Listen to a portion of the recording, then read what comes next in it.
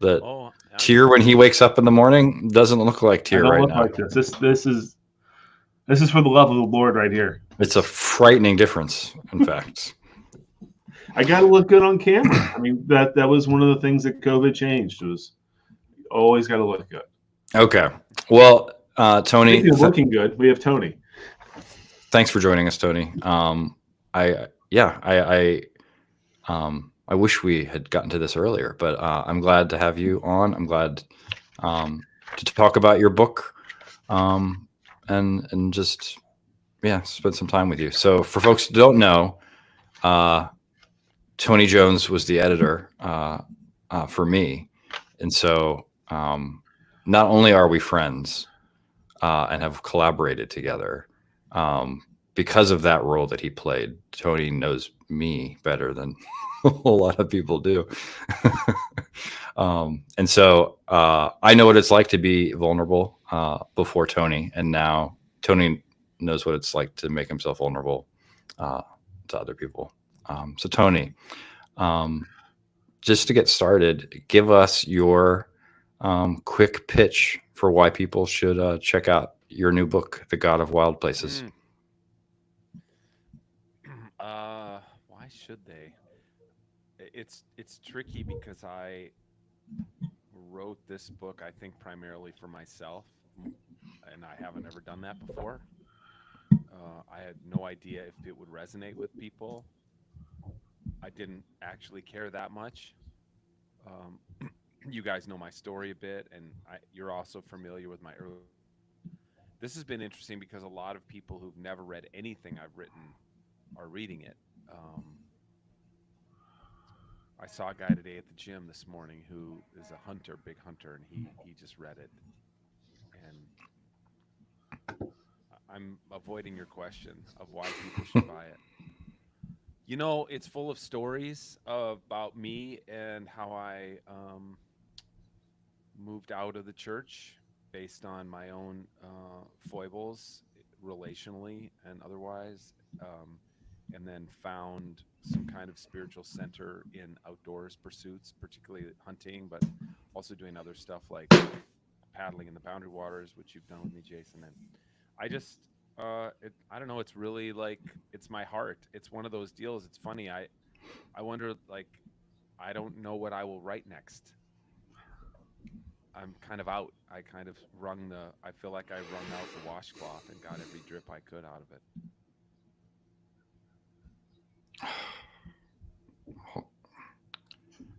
I'm going to have to hold on. God damn it. And I don't know if we're still recording or not at this point. It says it's still recording. I mean, it's recording you and me. Okay. Well, I mean, I can take over, right? And I'm allowed to do that. You don't use your mic. You guys are so, what the hell? Well, it stopped working, and I couldn't fix it before he hit record, so I'd have to back out. I don't want to leave you by yourself, because then. Right. I mean, one of the things I noticed in reading this book versus your previous work is something that you name in the book and sort of the transition that you made going from professional Christian to professional, I guess, outdoors. I don't know, how would you describe yourself now? Well, I'm not a professional outdoorsman. I mean, I don't really get paid to do it. I guess I get paid to take people to the boundary water sometimes. But okay. I just say, the way I say it here is that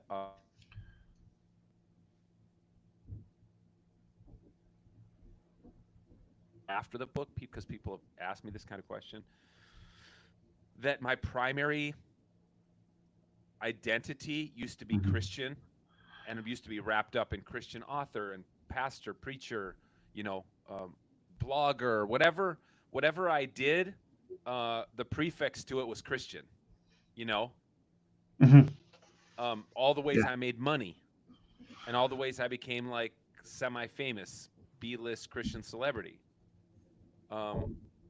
And I no longer identify myself that way. I wouldn't pitch myself as a Christian outdoorsman. I would just say I'm an outdoorsman, I'm a Minnesotan, I'm a husband, I'm a father. Yeah. Christian is way down the list of how I self-identify now, So at the beginning, you said that this was a book that, as you're writing it, you really didn't care what people thought. Um, Yeah, I mean, how, yes how, and no. Yes and no. but so was that a shift from your previous work? From your previous, I'll tell you whether it how was it's different. Yeah, Tier, it's different because well, I did send this book to several friends who helped me a lot. I've told this story before, and I thank those people in the back. Like Lauren Winter was extraordinarily helpful at a certain stage. My friend Carla Barnhill, who's done a lot of writing and editing, was really really helpful to me in that. A few other people laid eyes on it and helped me. So that was so I wouldn't say I didn't care what other people thought.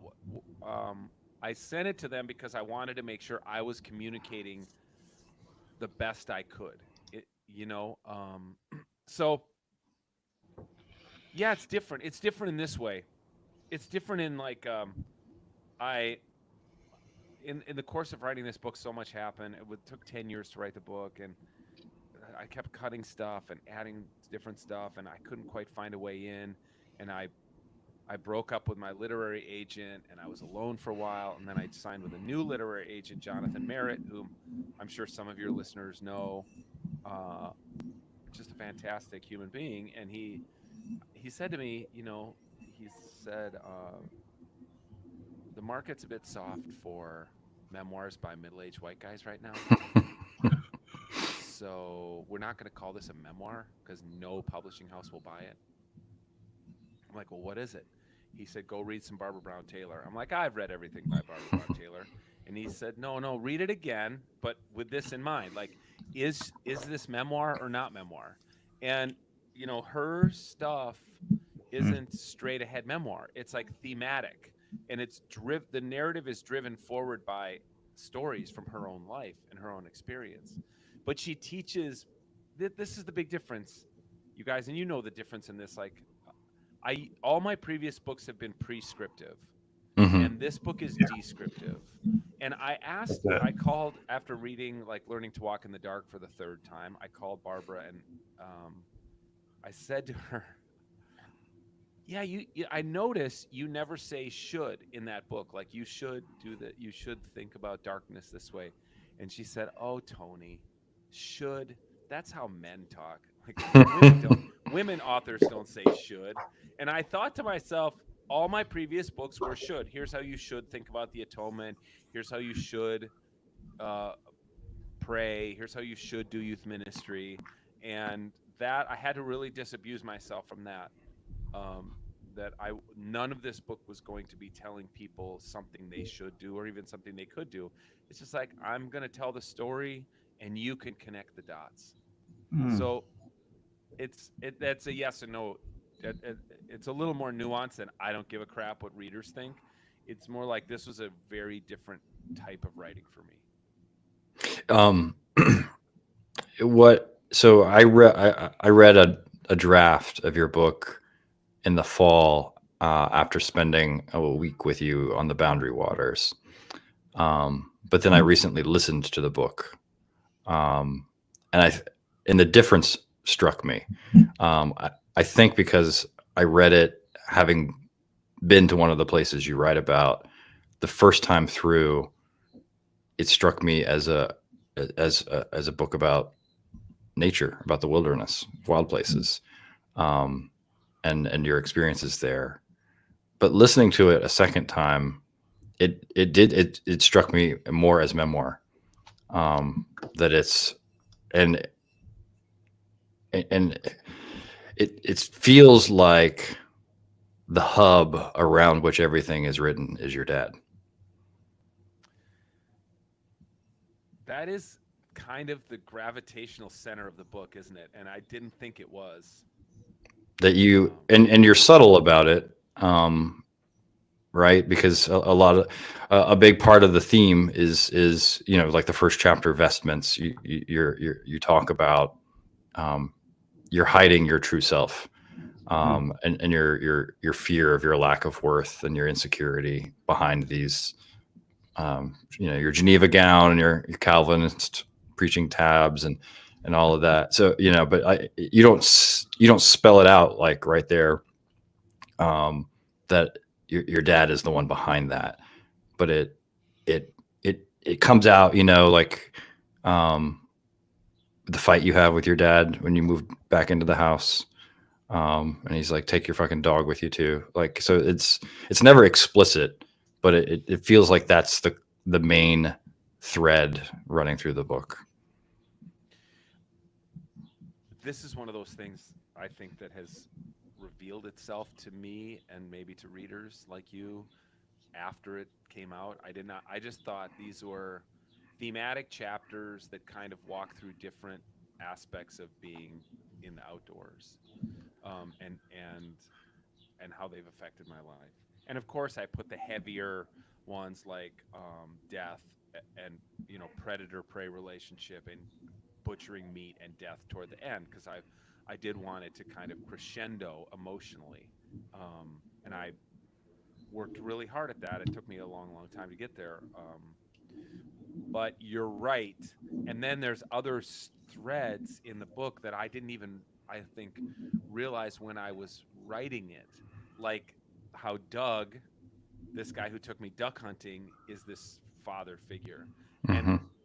actually, that was my dad's name, was Doug. Like these guys have Hmm. the same name. And then there's this, the line Because early. they were both big guys too, right? They're both big guys, and they're both have big appetites and kind of struggle to control that. And then there's this other theme of like masking, hiding who you really are. And there's this, like, again, this occurred to me like 2 days ago. Then there's Doug naked pushing the boat off the bog. Like, Mm-hmm. here's this parishioner who's here. I am a pastor, so proud of my new vestments that I just got ordained, and I get to wear this robe and these fancy that my academic hood and all this every Sunday. And here this parishioner literally strips off everything in front of me, and it like the most human. It climbs out of the boat. He's like waist deep in muck and mud, pushing a duck boat out of a bog. And like that didn't I'm actually kind of glad that I didn't realize that as I was writing it, so I couldn't be the idiot Christian author who's like makes the moral of the story, lands the plane of the sermon. Like, now, if you didn't notice what I was doing there, I didn't get to do any of that. So again, hopefully the reader does it, because I'm just realizing it. And I think because your dad's like the emotional center of the book, it also um, it calls attention, I think, to Albert and Beaumont, and Cosby, that Yeah. that well, if you're someone who has struggled since you were in middle school with, you know, are, are you worth your friend's friendship and things like that? Of course, you would feel connected to an animal that loves unconditionally. Like, Yeah, not only that, but like a breed, a Labrador Retriever, that is, arguably the most loyal breed there is to humans. Like a breed, a type of dog that's been bred for 1 or 2 thousand years by breeders to be an extraordinarily loyal breed in the field while you're hunting. Yeah, absolutely. It's funny because sometimes I'm hunting with guys and they're like, "Oh, sorry, my dog kind of hunts for himself," and a lab does not hunt for himself. He hunts for his master. Um, Sometimes I'm with other guys and their dogs will, like, sometimes they kind of retrieve a bird, uh, and then they'll run back, and about 10 yards away from their owner they'll stop and just start like chewing on the duck or chewing on the vest, and then the guy's screaming and trying to get the duck back from the dog and blah blah blah. And like, my dogs bring their biggest joy in life is to bring that duck all the way back to me. They have no interest in eating the duck. They want the praise. For me, that's their biggest treat. You don't have to even train Labradors with treats, because if you just praise them, that's better than any treat. Well, you told the story. I think it was the same trip where Doug ended up naked, laying in the boat. where his dog, I guess, I don't know the terminology, went too soon Yeah. and then Yes. Broke. Yeah. yeah, Doug smashes a coffee, thermos over the dog's head, and the Yes. dog just like looks at him like, all right, what's next? What are we gonna do next? Yeah, he's like he was totally unfazed. But again, this is another thread that runs through the book is rage, because I Mhm. had this rage, then this Doug, this cartoonish almost parishioner in my church brought me under his wing, and he had struggled with rage. He encouraged me to go to anger management class. Um and I did the same one he'd been through. And then of course my dad had this rage at me, and so that's another thread that runs through it. That's not a very attractive thread, but Mhm. you know. Hmm. So, thinking about those emotions, Jason mentioned reading the book and then listening to the book. And you said you worked on this book for over a decade. What was it like working on it for over a decade, finishing it, and then having to go into a recording studio and record it perfectly?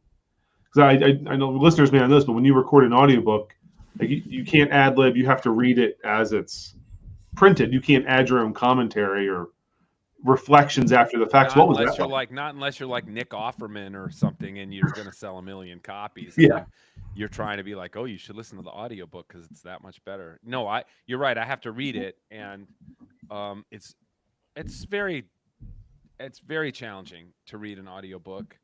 I think. First of all, you get sick of your own words. Secondly, it's very laborious. Think back to like the poets who used to sing the Iliad. It would take them 2 days to sing the Iliad from beginning to end. I don't know how they did it. I mean, they were singing. Classics major right here. Yeah, classics major. Yeah, sorry. And yeah, Tira, was super hard. But I've read one of my books, one of my previous books, a book called The New Christians, which is kind of like my book on the emerging church movement in 2008. And I mean, this won't surprise you guys. I was so freaking arrogant walking into that. I'm like, yeah, of course I can read my own audiobook. I'm a preacher. I public speak all the time. How hard can it be, And I go in there and do it, and 3 days later, and then, whatever, 3 months later, I listen to it, and I'm like, "Oh my gosh, that is so bad." I'm embarrassed. I'm embarrassed at how badly I read that book.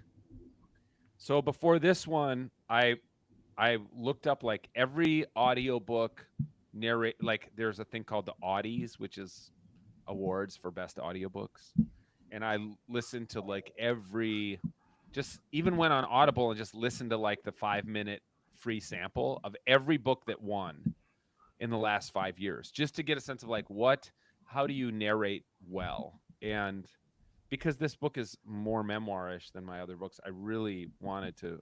It's easier for the publisher just to hire a voice actor. They can knock it out in a day. They do this stuff all the time. Um, so I kind of said, no, I really, really want to do this. I'll find my own engineer. I'll find a sound recording studio and do it. So it was hard. And of course, when you read your own book out loud, you get to sentences. You're like, damn, I could have written that sentence better. you know, Although somebody told me they were listening. I haven't listened to it all the way through, but if you're like Spotify Premium member, you can listen to it for free. Thanks a lot. I don't make any money, but you can listen to it for free.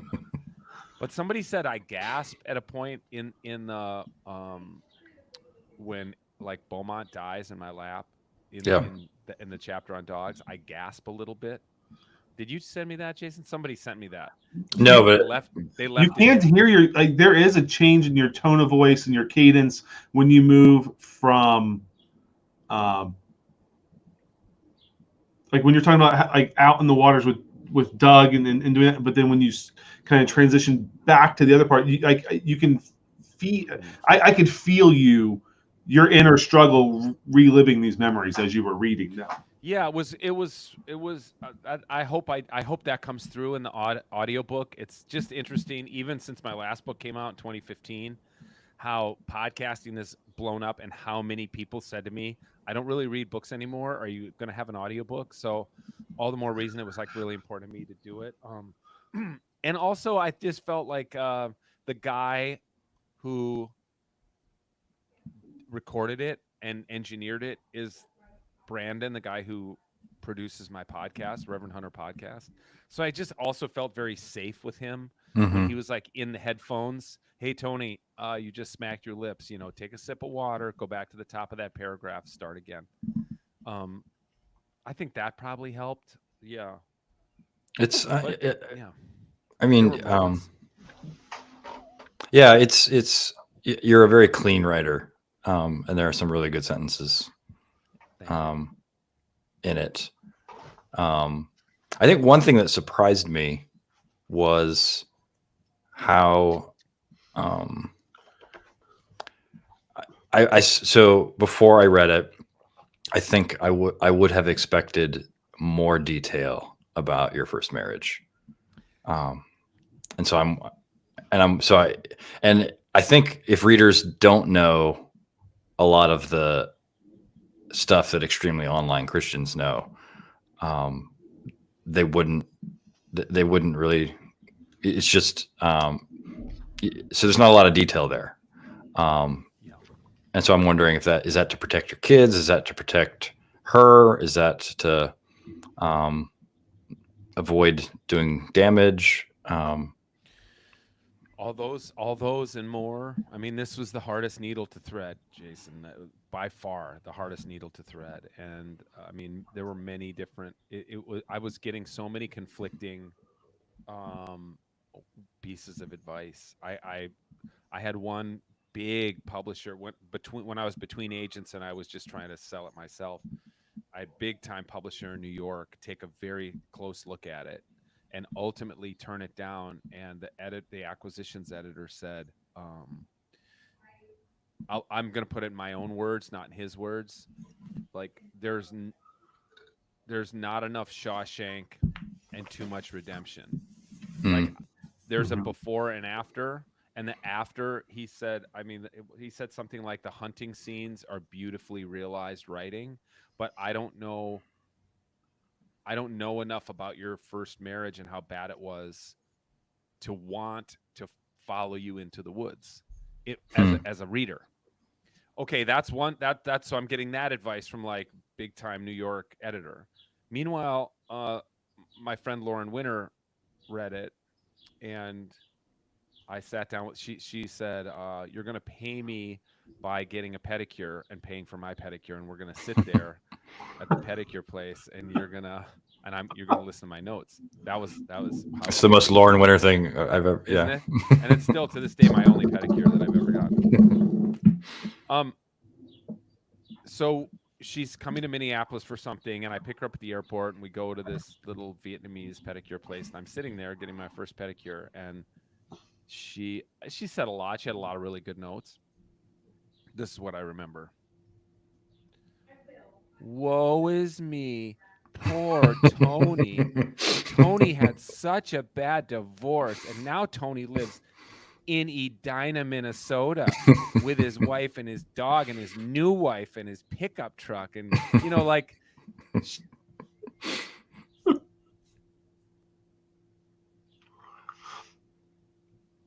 no one gives a shit how bad your first marriage was. Nobody wants to hear you air your dirty laundry. So get all that out of the book because nobody cares.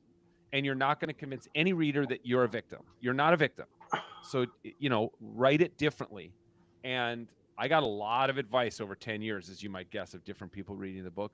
That was the one. That was the piece of advice that was the crucible for me as a writer, to say it was super depressing and felt like she had kicked me in the nuts, and I didn't want to do it because it was a lot of the book.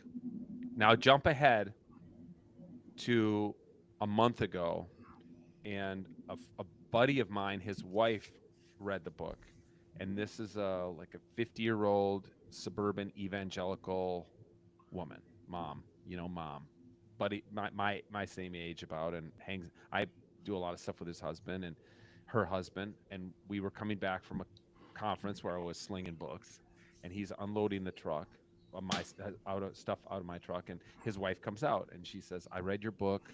I stayed up all night. I read it this weekend while you guys were gone. Incredible." And she said some other stuff, but she said, "I kept waiting for the other shoe to drop." and for you to throw your ex-wife under the bus, and I'm so glad you didn't. Hmm. Yeah. And that was like very affirming. And I mean, no surprise, Lauren, New York Times best-selling memoirist, would have kind of a bead on that stuff. But to your point, I mean, to answer your question, earlier versions of the manuscript were not like that.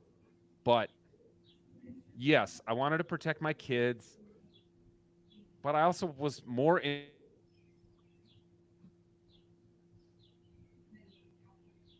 Yeah. the online trolls another reason to come after me. I don't really want to whack a stick at the hornet's nest of my relationship with my ex-wife, but I was most interested in being honest and kind of come what may on that.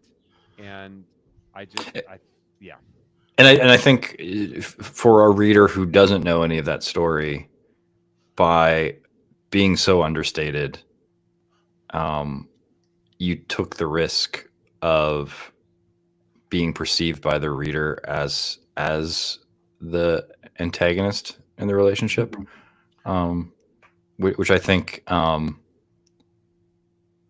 So I think that risk makes the story work because your your anger is one of the kind of the themes that runs through the book, and so by not by not doing that, I think it helps serve the by having less Shawshank, it serves the redemptive part of the story. Well, and like we were talking before we hit record, um, I think it gives readers who are in a similar situation, it gives them permission to leave the anger aside and to seek redemption and to seek a new life that's not um, filled with rage or filled with hostility toward another person. I don't know how. I don't know all of your personal life, but I know you to not be a rage-filled person, and I think you could have written that book, and um, I don't know how it would have sold with more. I mean, we all want more Shawshank, right? We Yeah, yeah. Yeah, Um, yeah, yeah, you're right, Tier. I mean, it would have been a very different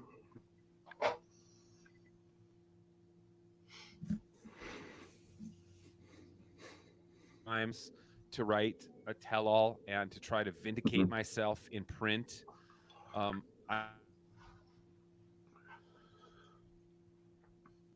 and put it out probably would have. I mean, it's Jason, as an author of books, this is the first time I've ever written a book where I had no deadline. No, I mean, I've self-published books, but even that stuff, I've kind of like always had a deadline I had to hit.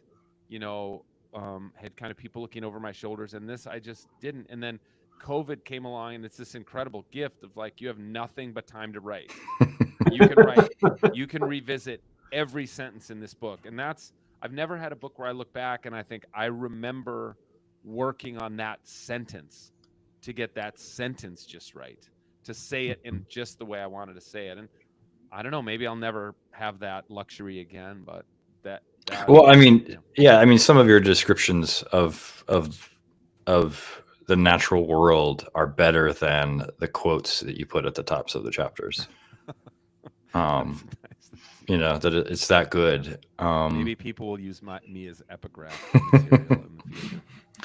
Yeah, and so I gave you so we were at an event in October in Springfield, Missouri, and you uh, read from and spoke on, I think it was the meat chapter Yeah, it was actually the death or chapter, I the think, death. that opens with me killing a wounded duck That's in front right. of my kids. And I don't know if you guys know this, but I only found this out a month ago or 2 months ago that 3 people got up and walked out during my talk and never came back to the conference. That doesn't surprise me, but Yeah. so I gave you a hard time on stage, saying that you had presented that as you were doing natural theology, and I said that I liked what you had written, but I wasn't sure that it was theology. But then listening to your book, it occurs like so. I think I would argue Christianly that what you're doing is not natural theology, but you have written instead a theology of the cross. Um, that you have written an account of God through personal turmoil and the woods stripping you down in order to redeem you. I won't argue with you. I love. I mean, I would love that if that's what people saw. Um, yeah, I I think you're more likely to see it that way than most people probably, because you probably see most of the world through the as a theology of the cross. But of course, that's what my last book was about, and I'm more kind of, if there's one thing that I cling to of Christianity, it's the suffering of Jesus on the cross. It's his solidarity with human suffering, and frankly with the suffering of all creation. So uh I just I just am trying to be honest. That's I get my bottom line in this book, and in like the whatever years I have left in my life, is I just want to be honest. And that means writing about the stuff that I do and not trying to spin it, and just trying to be like, I kill animals and eat them. I'm not going to be euphemistic about it. I'm not going to say I put my dog to sleep. I'm gonna try to be as honest as I can be, which I think is probably something you guys share with me, but it's a rare commodity, particularly in the mainline church. I think Mm-hmm. because everybody's coming, everyone's in the mainline church is on their heels and kind of from a position of weakness, and Hmm. feel like they have to spin everything or whatever, and I'm just kind of over that. Yeah, it's. I was thinking to. So I'm enough of a Bardian uh, to want to be suspicious of anyone who says they found God somewhere apart from Of Revelation. Right? course. Like, is the God you connect with in the woods Jesus Christ? I don't know. Um, Well, as I was reading, Jason, I knew you were going to bring this up. I'm like, oh, like Jason's getting heartburn right now as we're well, reading this. well, and it's funny too because before we talked this morning, we talked with Will about an article he Yeah, we wrote. did. That's just a diatribe against apophatic theology. So, Yeah. um, but anyway, but I'm not going to impose that on your book because that's not what you're writing about. But what I do think one of the things you show is, um, so maybe the church was inadequate to help you at a certain point in your life. Um, but I think one of the lessons people like Tyranby can get out of your book is that there is a level of discipling that the outdoors requires that the church, I think, takes for granted. Hmm. That you were formed by other people to be the person you are right now as a hunter and an outdoorsman. And very few churches in the mainline, I think, are that intentional about forming people in a particular way.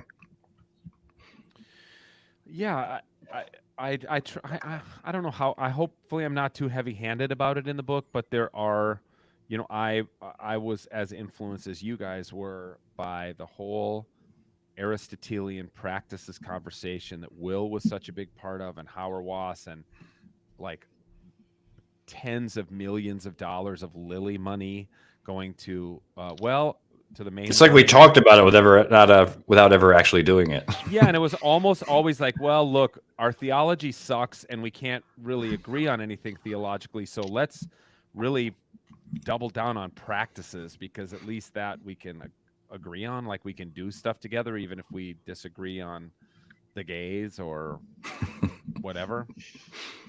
And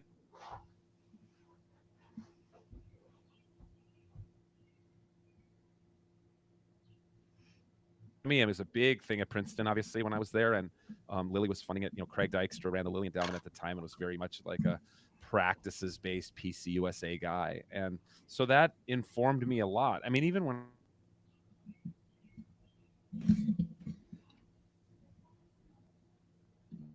That's definitely influenced me a great deal, and I'm way more of an Aristotelian than I am a Platonist, for sure. I hope that comes through in the book. But you're right in that the outdoors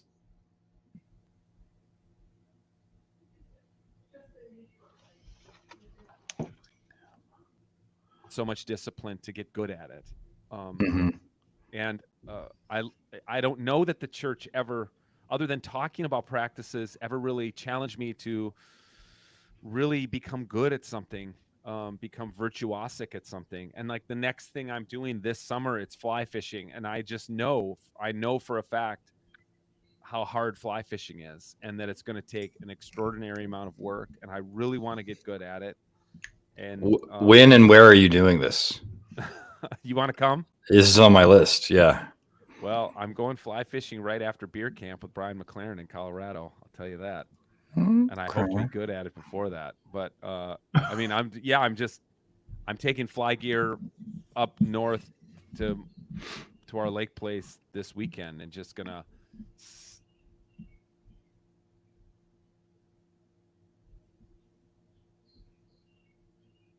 mentor to teach you how to.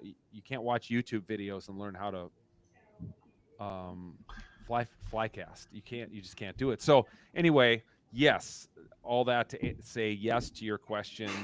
For instance, I put in for a bear tag, and I have before, and I've never been drawn. It's a lottery for black bear in Minnesota, and if I draw a bear tag, I'm gonna have to be mentored by somebody. Like, if I shoot a bear, how do I butcher it?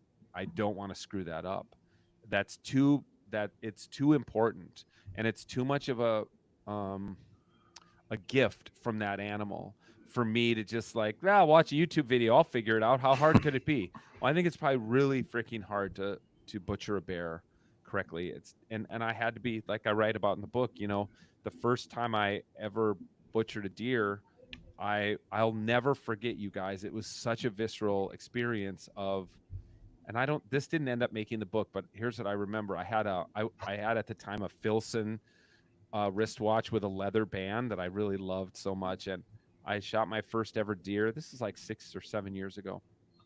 And my one of my brothers was there, and a neighbor, Steve, at our lake place, who's a very, very accomplished hunter.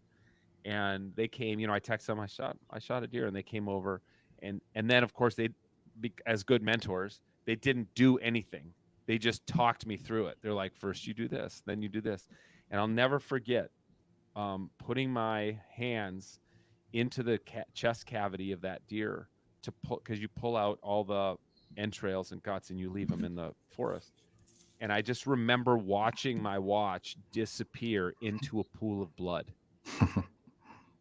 Um, Wow. so yeah, wow. I mean, still to this day, I'm like, and the feeling of it, the feeling that those internal organs are the same size as human internal organs. So it was very different than butchering a pheasant or a duck or something like that. And all that to say, I've become better at it, and Because it goes yeah. and it goes back to like the father element too. I don't know if we've made it explicit, but listeners should know that like you didn't grow up doing this stuff. Right. Oh yeah. This is all. I'm what's called an adult onset hunter. Yeah. I went out once. A story I tell in depth at age 30, when this guy Doug took me out from the church after I blew up at a youth committee meeting, and he kind of took me under his wing. And then I didn't do it for 10 years till about 40, when really uh, everything went, ass over tea kettle in my personal life. And then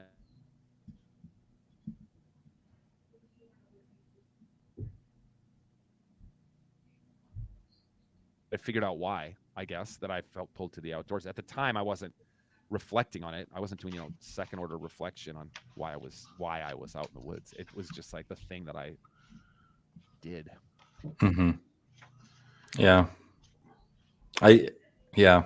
The the part where you write about all the woods surrounding your family's lake house and how that went unexplored through your whole growing up, except for Yeah.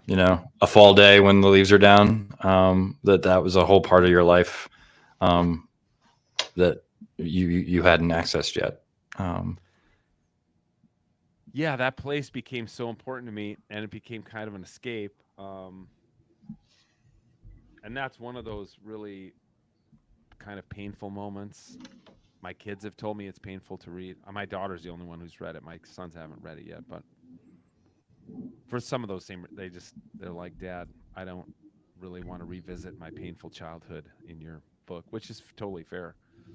But but there was even some, I had to kind of redeem that place because there were some very contentious times that took place at the cabin um, during my first marriage, and it's just like, when yeah, you I mean, go like when one you of the things that struck me yeah. real hard was when you mentioned how she insisted to you that you guys never go back there again. Right. Hmm. And I agreed. I agreed never to go back to the like my favorite place on the planet because I was so afraid of losing that marriage and what it meant, and that it would be a failure, and that I would lose my ministry, and that I would have to share custody with my kids. Like, that was still at a point where I remember somebody telling me one time, and this was such a freaking curse that I wish nobody would have ever said to me.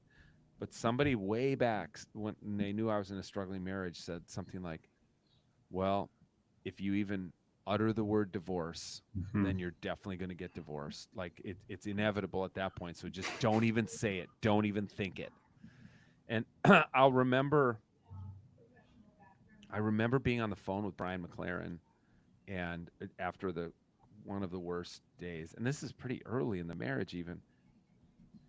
And I walked out of our yard and I walked into my neighbor's yard on a cell phone, and he was the first one to say to me, "Tony, maybe you need to get divorced." And I was like, "No, I'm not Brian. Are you Brian McLaren is telling me to get out?" Are we in like the alternate universe? What is going on? And of course he was right, and he was being so sweet and pastoral and big brotherly to me. But yeah, it took me, it was many more years before I could confront the reality of it. Yeah. Yeah, it's like I tell parishioners yeah, it's like, well, sometimes the covenant's just broken. Like it's, It's you know, already broken. yeah, Without it's breaking just, it, it's already it's irredeemable. And this is finally, as I tell the story in the book too of Mark Scandrette getting in my car after trying. I'll never forget. He laid his hands on his hand. He laid his left hand on my right knee. He was in the shotgun in my car, and he looked at me, tears streaming down his face, and said, "Brother, your marriage is over." hmm. And it took somebody to say it with that finality. Like, this isn't like I Mm. truthful to me. Um, and I love that about Mark and other friends of mine who are just unequivocally truthful. And he was in the moment I needed someone to be truthful with me because I couldn't do it myself. Mm. What was it like to go back that first time after you said you never would? What was it like to go back that next time? Say that again because you froze up there for a Oh, second sorry. up here. What was it like to go back that first time going back to the woods after you had said you wouldn't? I mean, I don't know that I can remember that particular time, but I remember. Here's what I do remember: is the feeling of panic. That was just a feeling I felt a lot, which is, I mean, I think this is part of the thing that readers, uh, you know, as an Enneagram 8 with a strong personality, that the world doesn't receive me as somebody who's scared, Hmm. who's timid. I mean, I don't think people in the book will be surprised, like, oh, he struggled with narcissism. That won't be a big shock. But but stuff like I felt total panic. Like my life was out of control and I didn't know how to get it back. And I was just scared. A lot of the time I was just really, really scared. And I remember the feeling of panic when she said that to me and feeling like, well, I have to say yes. I'll never go back to this cabin again. Even though it will mean a certain kind of death that, you know, that I don't know that I'll be able to survive. Um, but things were so, did we even go back, the two of us, with our kids again? Maybe, probably. Was that, it was one of those, it was just in the middle of such a terrible marriage situation that it was like things were just thrown all the time at me and me back, right back. And a lot of it didn't stick. It didn't mean that much. But jump ahead to the first time I went up with Courtney. uh, that was the redemptive tier. That was the redemptive visit because I thought, I mean, it's weird, to go to some place where you have memories with a previous partner and then to try to have memories with a new partner in the same place. It's like going for the same place for your second honeymoon that you went on your first honeymoon. People don't do that. You know what I mean? You want a new place to make new memories. But I remember Courtney came up. It was just the two of us. It was in the fall, and I mean, I remember putting my feet in her lap, and it was cold, but I had wool socks on, and I just remember her like rubbing my feet. I remember we still have a picture that we have framed of her in the canoe. Courtney's a photographer, so her boots up on the bow of the canoe with the red laces on her boots, looking over the bow of the canoe in the lake. Um, so I was able to redeem that place with this very loving relationship, but it took a long time. It took a long Mhm. time for sure. I mean, it's tricky. Yeah. So you mention often in the book, so the findings of the court appointed psychological evaluation and um, Yeah. your need for validation and affirmation, and I'm wondering what it's like to now be back out in the world,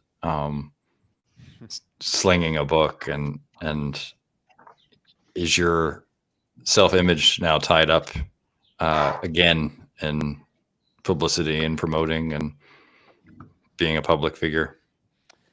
A lot less so. I mean, I wonder, only insofar as I wonder, am I going to be able to make a living? um, I only that I want to sell copies of the book because this is what I want to do with my life. I want to write and do outdoorsy stuff. And if this book does well enough, maybe I can parlay that into like 10 years of employment kind of. But um, I spoke at a couple churches. They're not really churches. They're kind of post-Christian communities in Grand Rapids, Michigan last weekend. And one guy's like, "Oh man, I know you're used to speaking to bigger groups than this. I'm really sorry. We're just not that big since COVID and whatever." And I'm like, "Dude, I'm just happy to be anywhere, talking about stuff I care about, meeting new people, because I know and you guys know I just finished this week. I just finished this Emerged podcast, this retrospective limited run podcast series on the emergent movement. I know for a fact that I will never achieve that level of fame and influence ever again. Like that was it. That was the peak of that type of life for me, of slinging books and flying around the world and speaking and preaching at mega churches and being interviewed in the New York Times. Like that, I had that moment. It was great, but it also totally failed me, including people who, looking back now, the way they treated me when my life went upside down, they were like, it was all about friendship, but it was also about like, Yeah. Tony helped me get a book deal and speaking gigs, and I I mean, when I no longer could help other people who were famous Christians become more famous, a lot of those people lost my phone number. So, um, And I mean, yeah, that's a part of the church that is worth walking out of. yeah, for sure. That's right. And when I say things like in the book, the church is often great at taking care of hurting parishioners, but not great at taking care of hurting pastors. I don't. That's shorthand because I mean the church, like kind of capital C, Hmm. the church visible. You know, Like do you, Christianity Inc. yeah, that's what I mean because it's not like the people of Solomon's Porch didn't care for me. It's like Christian celebrities didn't care for me. But that was my church at the time. Mm. My church at the time was other Christian authors and public speakers and the people, those are the people I was running around with. And those were the people who lost my phone number. Um, because of course, most of the guys I hunt with are Christians. And in fact, they're like some of them are like red hatters, you know. Um, they hung on to my number even though they actually disagree with me. I was attacked by the people who agree with me theologically and politically, which was that was the like unkindest cut of all for me personally. But yeah, so the church, what do I mean when I say the church abandoned me or that I walked out of the church? Now I did, at the end of the book, there's just a little story of how I did apply to be a pastor one more time, and that church like literally did reject me. So, Well, yeah, I mean, we talked about that in September in a canoe, and you told me that you don't think people perceive you uh, as a pastor, and I don't think that's that's right. true. Really? I don't think that's true. Oh, okay. I mean, that was the distinct impression I got. Uh, so From one church committee. from one church committee, yes, of course, but I'm But gonna use that to generalize the entire. But so one of the things I appreciate, one of the things I appreciate about your book and your podcast is that since you're talking about Christian celebrities, there are a lot of Christian celebrity writers who write books kind of ex cathedra, shooting all over pastors and churches, even though they're not accountable to any particular community. Right. And you're not doing that. And so Not anymore. Yeah.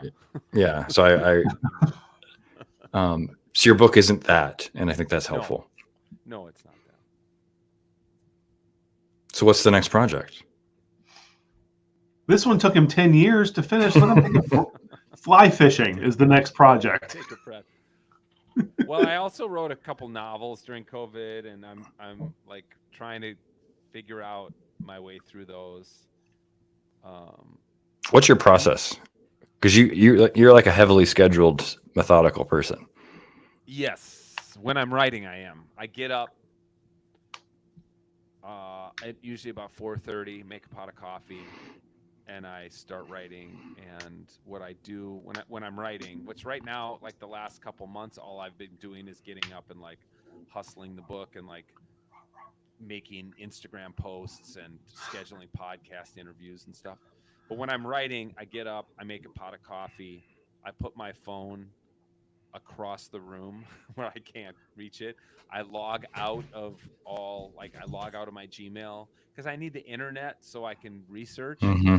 but I log out of all my accounts so that I can't even see like, oh, I have 3 new emails in my inbox. Plus, not many people are emailing you at 5 in the morning. And then my process is I read what I wrote the day before, and I think of that like the on ramp onto the freeway, and so I use that for momentum. So usually I write 1 or 2,000 words a day. So I'll read that and kind of like get momentum, and then I just start writing, and I write for as long as I can until I run out of gas. At kind of a natural breaking point, and then I go to the gym and work out, and then do the rest of my day of emails and mow the lawn and like I never ever meet. I never record a podcast in the morning. I never have a breakfast meeting ever, ever, ever. Like I've made mornings totally sacrosanct, which is really different than when I was a pastor and everybody wanted to have breakfast meetings because they Hmm. had jobs and families. So no more breakfast meetings, no more morning coffee, none of that. So you're not sure what you want to write next? I mean, I don't know what I really don't know what I want to write, and I suppose I'll talk to my agent about that. I think we need to kind of see how this book does to see if I keep writing in this vein. I Yeah, and then I've got this big project with Ryan Burge, which is studying the nuns, and we're just completing the survey, which is of 15,000 American nuns, NONES, and then that for the next 2 years, that'll be a big part of my life too. Will be Okay. interpreting those results, and I'll do some writing about that. You'll be involved a little bit, you know. As your Christian friend. Yes, as my Christian friend. Tony says, how did you say it? I'm the only friend who's more Christian now than I was before. Yeah, you're the only person who's getting more Christian every year that I know. Everybody else is getting less Christian. I guess, I mean, I don't even know what to do with that. Kind of. I don't either. I think a lot of us don't know what to do with that. Who's getting more Christian? No, but I appreciate it because it's always good. I mean, I just think you're being honest. It's just funny because I do read your writing and I'm like, wow, I am going the opposite direction of that guy. Well, I mean, it's all good. Speaking of right, so like I think it's Robert Jensen who talks about with with with the God of Israel, the world, like you can't go back and deify the world or nature, right? Those gods are dead, but the world can still be gift and enchantment, and I think your writing captures that. Thanks. Appreciate that. Well, I mean, I think you're a great writer too, and Tier, I think you're a shit writer. I was gonna say that I'm starting to feel like I'm at like the table next to you while you guys are dating. I'm gonna get the It's check just, and leave at this It's a point. little, I'm just happy you guys aren't laying naked in canoes right now. That's all I'm happy. but when he says your shit, that's Enneagram 8 language for I love you. Yeah, that's true. So Tony, where can people find the book? Where do you want them to go? godofwildplaces.com. Boom. It's got all the links. You can order a copy directly from me that I can sign and mail to you. Yeah. And your podcast is? Podcast is The Reverend Hunter. Substack is Tony's Field Notes. If you just can't get enough of me, there's a lot of content out there that I'm trying to generate. But the book is the gravitational center of my media ecosystem right now, and everything is serving the book. But yeah, there's also a podcast and a Substack and stuff. I think your Substack is amazing. I love your Thursday essays. Love them. Very kind. Yeah, thank you. Well, as someone who's read all of your books, this one is your best, and people should read it. Thank you. Appreciate it. They should buy a copy. Are you taking more people out on the Boundary Waters this fall, summer? Because if so, people should check that out too. I didn't schedule any because I just didn't know how demanding the book would be. I am actually leading a tour of Rome, and I leave next week, which is not great timing for somebody who's trying to market a book. But I think our buddy Chris is going to get some of his friends from a certain anonymous recovery group and might take some of them out. But yeah, people are asking me to take more trips to the Boundary Waters. I will. Yeah, so that's if people are interested in that, all you got to do is like sign up for my email, which comes out once a month, and that's where I post, hey, I'm leading a trip to the Boundary Waters. I think I'll lead a trip. I think Kent Dobson and I are going to lead a trip once Israel opens back up to Jerusalem and Rome. No, that'd be fun. Yeah. So yeah, I've got some things in the hopper. Well, it's good to talk with you. And thanks, guys. It's great to see you. I wish I could see you more often. I think I'm gonna have a speaking gig in Richmond.